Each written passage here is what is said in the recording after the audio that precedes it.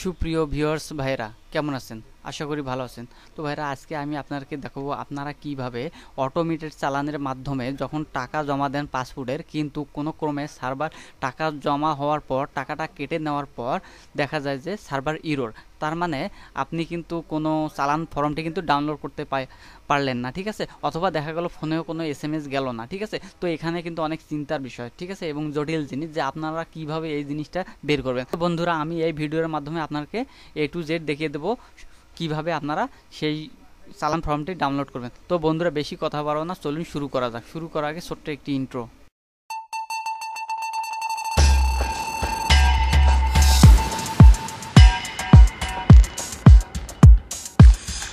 বন্ধুরা প্রথমে আপনাকে স্মার্টফোন অথবা কম্পিউটারে ব্রাউজার একটি ওপেন করতে হবে। ব্রাউজারটি ওপেন করার পর এখানে দেখেন অটোমেটেড চালান, এই ওয়েবসাইটে আসতে হবে, ঠিক আছে। তো আমি এই ডিসক্রিপশন বক্সে এই লিঙ্কটি দিয়ে দিলাম, আপনারা এই ওয়েবসাইটে আসবেন, অটোমেটেড চালান সিস্টেম, ঠিক আছে। আসার পর এখানে পাসপোর্ট সিলেক্ট করবেন, পাসপোর্ট সিলেক্ট করার পর পেজ সিলেক্ট করবেন, ঠিক আছে। পেজ সিলেক্ট করার পর কয় বছরের জন্য সেটা সিলেক্ট করে দেবেন। সিলেক্ট করার পর আপনারা ওকে করে দেবেন। ওকে করার পর এখানে দেখেন আমার নিচে ইনফরমেশনগুলো দেখার পর আবার এখানে ব্যক্তির শনাক্তকারী নম্বর, এখানে আপনার এনআইডি কার্ডের নাম্বারটি দিয়ে দেবেন। আমি আমারটি দিয়ে দিলাম। হ্যাঁ বন্ধুরা, আমি এটা দেখার কারণ আমি এই কাজ চলাকালীন অবস্থা আপনাকে ভুলটা দেখিয়ে দেবো আপনারা কীভাবেই বের করবেন, ঠিক আছে। ওই জন্য আমি আবার পুনরায় আপনাকে দিয়ে দিতেছি। তো ঘরগুলো পূরণ করবেন আপনারা যেভাবে পূরণ করেন, ঠিক আছে। তো আমি আমারটি পূরণ করলাম, তারপর এখানে ফোন নাম্বার নিচে সেটা দিয়ে দিলাম, ঠিক আছে। ফোন নাম্বারটি দেওয়ার পর এখানে নিচের দিকে আবার স্ক্রল ডাউন করে চলে আসবো। চলে আসার পর এখানে দেখেন সোনালী ব্যাংক আছে, আমি সেটা সিলেক্ট করে সেভ করে দিলাম, ঠিক আছে। সেভটা করে দেওয়ার পর এখানে একটু ওয়েট করতেছি, লোড নিল। লোড নেওয়ার পর এখানে মোবাইল ব্যাংকিং এটা সিলেক্ট করে দিলাম। সিলেক্ট করার পর এখানে বিকাশ সিলেক্ট করে দিলাম, বা আপনার যেটা সেটা সিলেক্ট করে ওকে করে দেবেন, ঠিক আছে। আমি এখানে ওকে করে দিলাম, কনফার্ম করলাম। কনফার্ম করার পর এখানে আবার পে উইথ বিকাশ এখানে ক্লিক করলাম, ঠিক আছে। ক্লিক করার পর এখানে আমার বিকাশ নাম্বারটি দিয়ে দিলাম, দেওয়ার পর কনফার্মে দিলাম। কনফার্ম দেওয়ার পর আবার এখানে ভেরিফিকেশন করতে আসলো, আমি সেটা এখানে বসিয়ে দিতেছি, ঠিক আছে।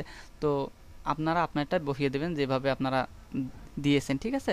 তো আমি আমারটি আবার দিতেছি, এখানে ভুলটাই কিন্তু আমি আপনাকে দেখিয়ে দেবো, ঠিক আছে, কিভাবে এটা সমাধান করবেন।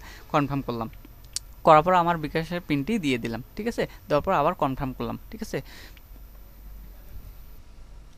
তো কনফার্ম করার পর একটু লোড নেবে, ঠিক আছে। যে লোড নেবে, লোড নিতে নিতেই কিন্তু এই ভুলটা কিন্তু এখানেই সমস্যাটা এসে যায়, ঠিক আছে। তো বন্ধুরা এটা কিভাবে সমস্যার সমাধান করবো আমি সেটা আপনাকে দেখিয়ে দেবো, ঠিক আছে। তো এখানে প্রসেসিং হচ্ছে, হওয়ার পর এখানে দেখা গেল টাকাটাও কেটে নিল ফোন থেকে, অথচ আমার ফোনে মেসেজ আসলো না, এখানে ডাউনলোড করতেও দিল না। এখন এখানে আপনারা কি করবেন, এটা কিন্তু জটিল বিষয়, ঠিক আছে, অনেক চিন্তা ভাবনার বিষয় যে এতগুলা টাকা কিভাবে আমি ফিরিয়ে আনবো, এটা কিন্তু চিন্তা ভাবনা করে, ঠিক আছে। তো বন্ধুরা আমি সেটা এখন দেখাবো, ঠিক আছে। চলার পর এখানে দেখেন, এখানে আমার এই যে এই লেখাটা আসলো লোড রিপোর্ট ফেল, ঠিক আছে, এরকম আসলো, ঠিক আছে। এখন কি করবেন?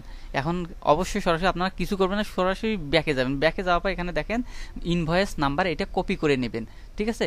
শুধু ওইটা কপি করে নেওয়ার পর এখানে আবার অন্য একটা ব্রাউজার এসে চালান ভেরিফিকেশন এইটা লিখে সার্চ দিবেন, ঠিক আছে।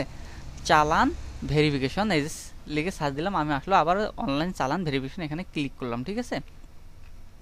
ক্লিক করার পর এখানে দেখেন ক্লিক করার পর পেজটি ওপেন হলো। ওপেন হওয়ার পর এখানে আমার ইনভয়েস নাম্বারটি কপি করে দিলাম, তারপর পরেরটুকু কপি করে নিলাম, ঠিক আছে। নেওয়ার পর বাকিটুকু আবার পেস্ট করে দিলাম, দেওয়ার পর আবার ভেরিফাইয়ে ক্লিক করলাম, ঠিক আছে। ভেরিফাই ক্লিক করার পর দেখেন কত সুন্দরভাবে আমার চালান ফর্মটি কিন্তু চলে আসলো, ঠিক আছে। এটা কিন্তু অনেক ভাববার বিষয়, ইনভয়েস নাম্বারটা কিন্তু ওভাবেই নিতে হবে, ঠিক আছে।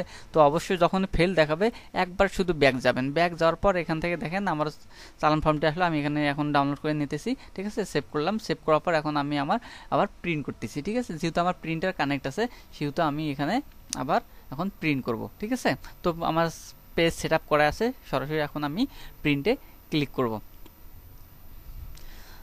তো বন্ধুরা এভাবেই কিন্তু আপনারা চালান ফর্মটি ব্যাক নিতে পারেন, ঠিক আছে। তো বন্ধুরা অবশ্যই কিন্তু পেজটি কেউ কেটে দেবেন না, ঠিক আছে। কেটে দিলে কিন্তু আপনার অনেক বড় সমস্যা হয়ে যাবে, তখন অবশ্যই কেয়ারে ফোন দিতে হবে বা অফিসে ফোন দিতে হবে, অনেক ঝুট ঝামেলা, ঠিক আছে। তো বন্ধুরা অবশ্যই শুধু একবার ব্যাক যাবেন, দুইবার যাবেন না, একবার ব্যাক যেয়ে ওখান থেকে ইনভয়েস নাম্বারটি কপি করে নেবেন। কপি করে নিলেই কিন্তু আপনার চালান ফর্মটি এই চালান ভেরিফাই ওয়েবসাইটের মাধ্যমে আপনারা কিন্তু ডাউনলোড করতে পারবেন। ঠিক আছে, তো বন্ধুরা এই ছিল আমার আজকের ভিডিও। যদি আমার এই ভিডিওটি একটু সমাধানমূলক হয়ে থাকে তাহলে অবশ্যই আমার চ্যানেলটি সাবস্ক্রাইব করবেন এবং ভিডিওটি লাইক করে কমেন্ট করে জানাবেন যে ভিডিওটি কেমন লাগলো। ঠিক আছে, তো বন্ধুরা আজকের মতো বিদায় নিতেছি, আবার পরবর্তী কোনো ভিডিও নিয়ে আপনাদের মাঝে হাজির হব। আল্লাহ হাফেজ।